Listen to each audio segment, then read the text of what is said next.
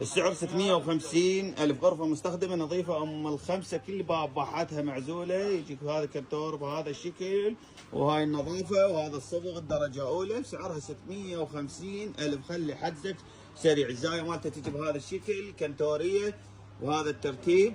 الظهر مالته شرشوبة. الداخل مالته عندك هنا طبقتين. الشغل مرتب وحلو. وعندك هنا بوري وعندك هنا طبقتين وعندك الخانه اللي بالنص هم بيها بوري بهذا الترتيب. والصبغ مالته كله درجه اولى. وهاي الشربايه مالته بدون راس ناصي ولا بازيات وياها. هاي بالتصوير تسمعون. عندك الميز بهذا الشكل.